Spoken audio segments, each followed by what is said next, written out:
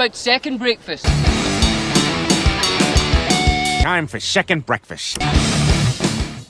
What's up, everybody? Monster from Breakdowns for Breakfast here with another episode of Second Breakfast.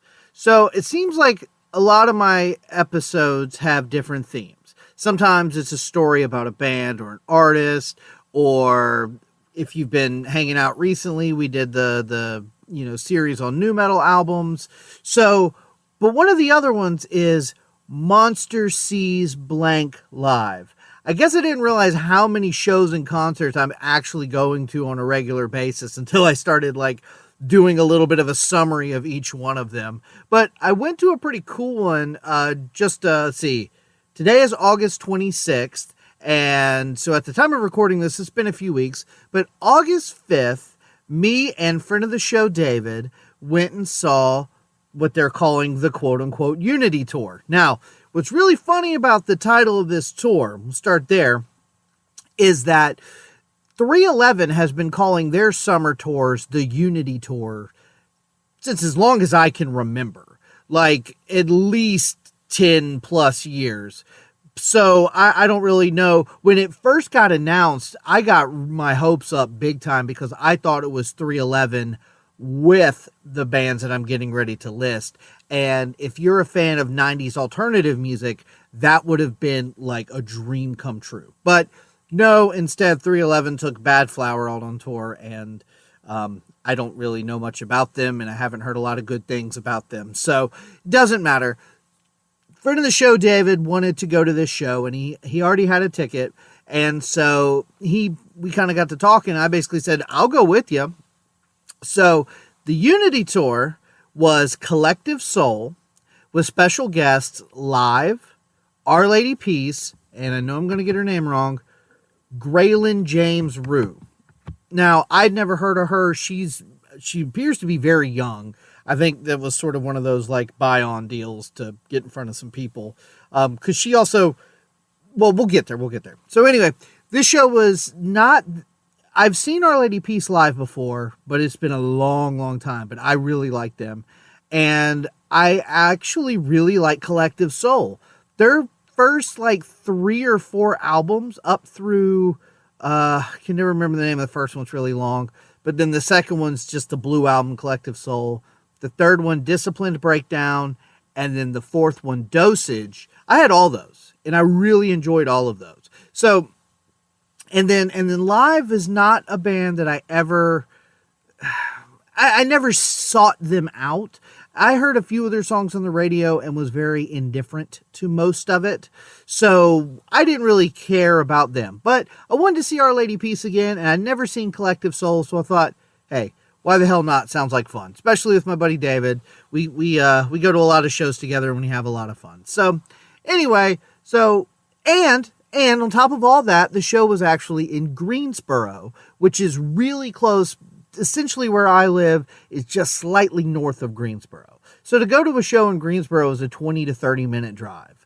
To go to a show in Charlotte or Raleigh, we're looking at about 2 hours. So if this show ends at 10 or 11, I'm home at regular bedtime. So that also influenced my decision to say, yeah, sure, let's go together. Now, the show was supposed to take place at a place called the White Oak Amphitheater. Now, in Greensboro, I think they changed the name, but it used to be the Greensboro Coliseum Complex. And there was the great big Coliseum where they have, hockey games and the big concerts and stuff. Then they have the Special Event Center, which is another big hall, but it's, a lot smaller.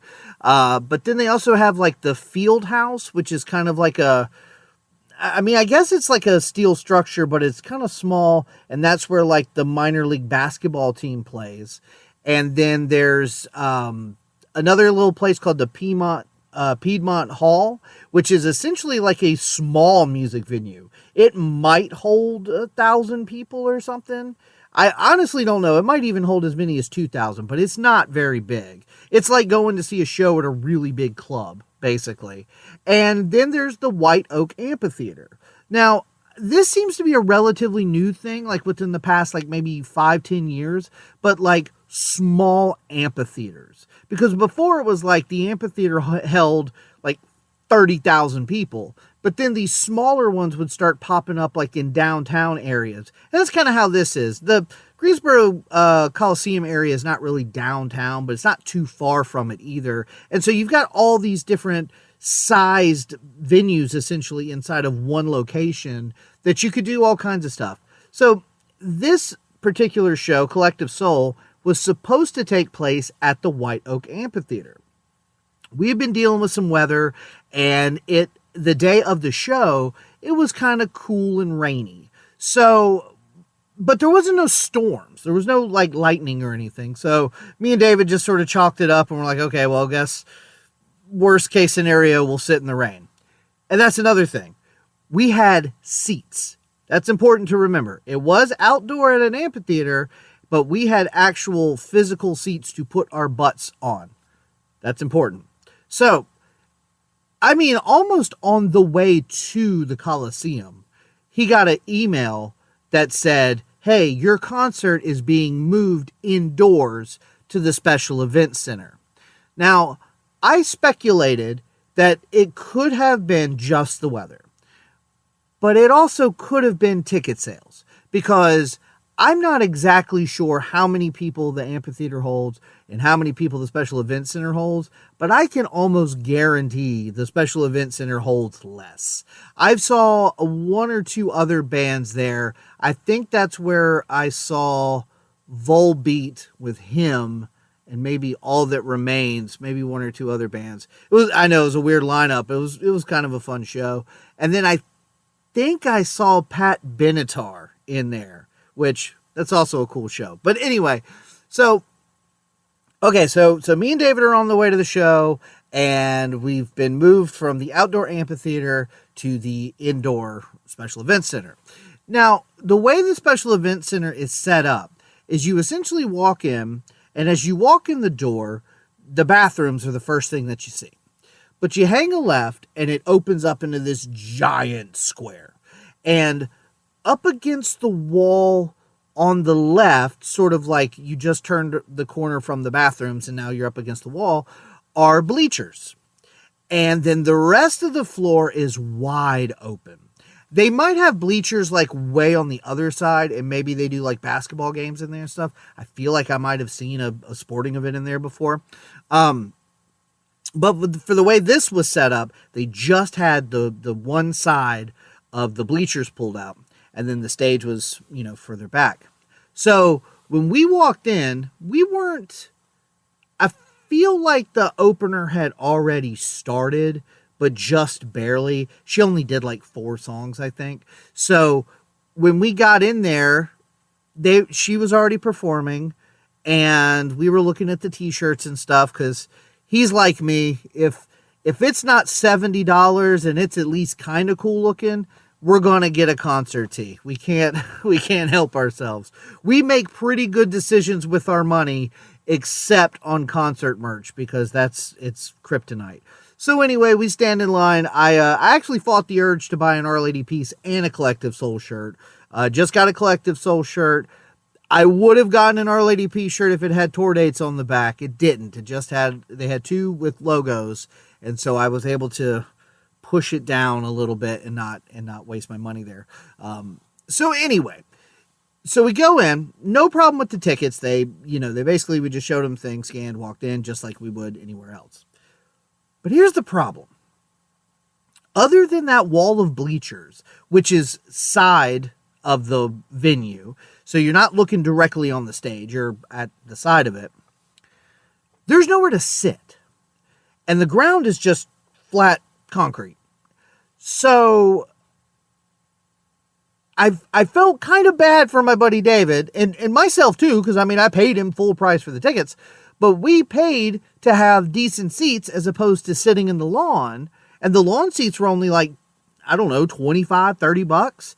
Instead, we paid double that, more than double, to be honest with you, to have a little closer seat and to be able to sit down. And now we're in the Special Events Center where you don't sit down.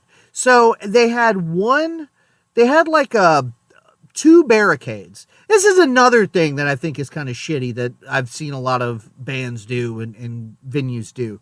There's like the VIP pit, and then there's the regular pit, and then there's the I kind of am a fan, but I don't want to be too far away pit, and then there's the special edition pit. Like, it used to be just get there and run to the front of the stage. But now there's all these, like, you pay an extra $20, you can stand here. You spend an extra 40, you can stand there. Spend an extra 100, you can stand on the stage. Like, that's really cool to give fans access to that. But it's also kind of, for the average person who can't afford $300-$400 for a concert ticket. I digress. We get in there, we're early enough that we can kind of get in the middle of the, front and center. Not super close, but not far back at all. Like, we've got pretty good perception of the stage and everything. I do think that there was probably a little bit more production that would have happened had the show occurred outside like it was supposed to. Production-wise, there really was none. There was basically a screen behind the stage that, for the first artist, just had her name, and then actually during the second was also basically just like an advertisement behind them the whole time. When Live and Collective Soul played, they had more graphics, and they would play clips from their music videos that pertain to what they were playing and stuff like that. So it was a little bit better. So anyway, so we're there, and I think the tickets were 6:30, and I think she went on at 6:40, so we were walking in and she started. She only played a few minutes, and then after that was Our Lady Peace. Now, I really liked Our Lady Peace back in the day. Their first, probably, same thing as Collective Soul, their first handful of albums, I didn't love Navid, which was their very first one, but then Clumsy, Happiness, and then Spiritual Machines, and then Gravity, all of those were bangers. I owned every one of those and really liked it. I think Rain Madia, the lead vocalist, has an incredibly unique voice. A lot of the lyrics are kind of weird. Clumsy's, I think I like them a lot because Clumsy's like a dark, weird record, but then something like Happiness and then Gravity are very pop rock, power pop kind of stuff. So I think they're a really cool band. I wish they would have played longer. They essentially played 7 songs, I think, and mostly from the stuff that, I really liked, so I was happy about that. But the people around us were kind of odd. There was a mix of older folks, which is to be expected. These are bands from the 90s, but a lot of them had like their kids and stuff, and I thought that was cool. I feel like David and I were sort of in this weird spot where we're like late 30s, early 40s, where everybody else was like mid to late 40s, pushing 50, or their kids. So we were sort of like the weird middle-aged group, I guess. But we were having fun. The people around us were there was a couple people that were having a little bit too much fun, maybe drinking, screaming and hollering, but whatever, it's fine. They probably have a stuffy corporate job and this is their night out. So whatever, have fun. You're not hurting nobody. So anyway, Our Lady Peace ends and Live comes on. Now, I'm going to, if you're watching me, whatever, but if you're listening, just use your imagination. I'm going to call them quote unquote live because essentially it's Ed Kowalski or whatever it is, and 4 dudes that are young enough to be his children. And I tell you what, I was never a big fan of Live.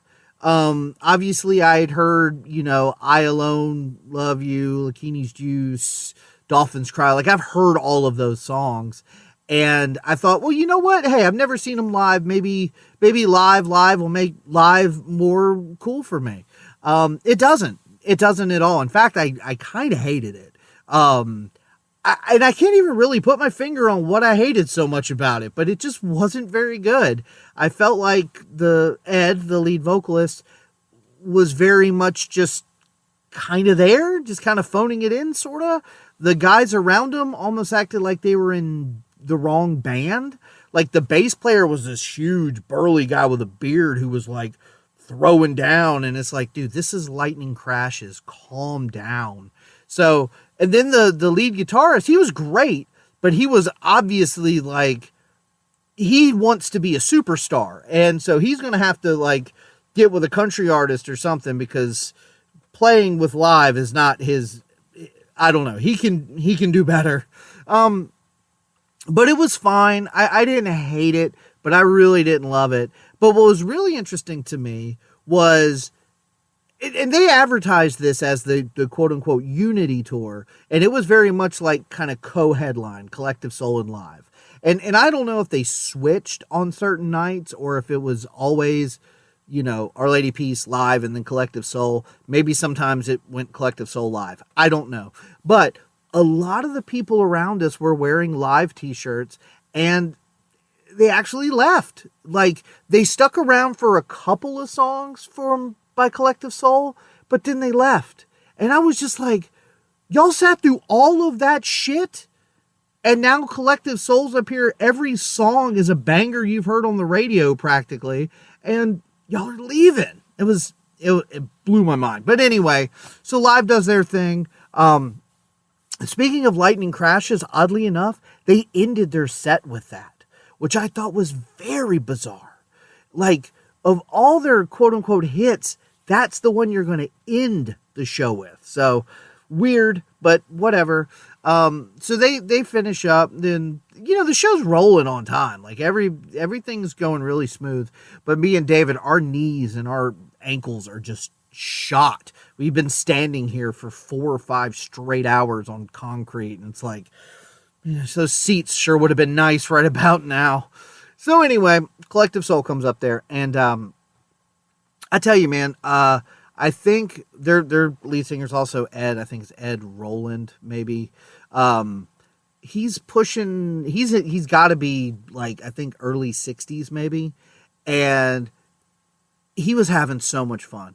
The whole band was. Now, and I know Live was just the singer, and then everybody else was a hired gun.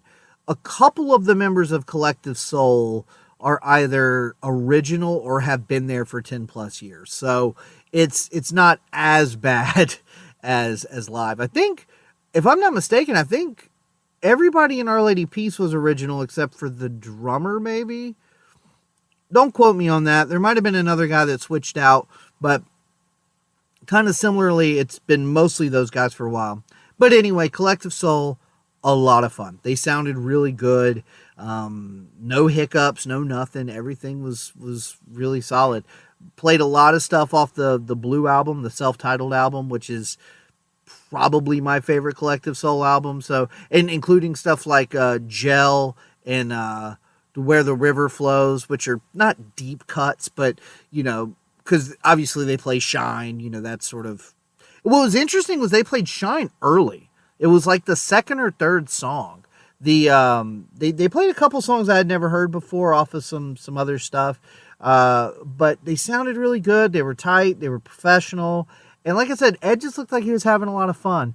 I did say, no offense, Ed. He's got this long white hair, and I've heard stories about him dressing kind of funny. He came out in like a white cowboy hat and like cowboy shirt and pants and everything. He had these stars on his butt cheeks.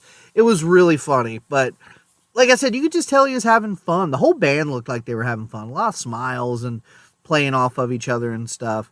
At one point I said Ed sort of looked like Dana Carvey cosplaying as long-haired Maynard from Tool. I'm sorry. He was just kind of like doing snake arms and stuff, and he's getting older, so it was funny. But anyway, so the show went off without a hitch. There wasn't any real major issues. Probably the most aggressive thing was on the way home. We stopped at Taco Bell, and between the two of us somehow spent $30. I mean, it's Taco Bell. It shouldn't be that bad. But because the show was in Greensboro, we got home in a decent hour. So it was a lot of fun. And I will say I'm still a little perturbed about the ticket situation. I'm totally cool with them moving it inside if the weather is bad. But if you're going to move from a venue with seats to a venue without seats, And maybe there was something we could have done. It was hindsight 2020. Maybe we could have talked to somebody and been like, hey, these are the type of tickets we have. Does that mean we just stand here with general admission, or does that mean we can maybe stand in this section or whatever? You have 4 different mosh pits. Like, do we pick one? Like, no, I'm kidding. It wasn't that crazy. There was just like 2 separate sections. And it was like, well, that might be a VIP thing, but whatever. Like I said, it doesn't matter. We had a good time. And if you've ever seen Collective Soul or Live or Our Lady Peace or, you know what? Hold on. I'm going to get her name again.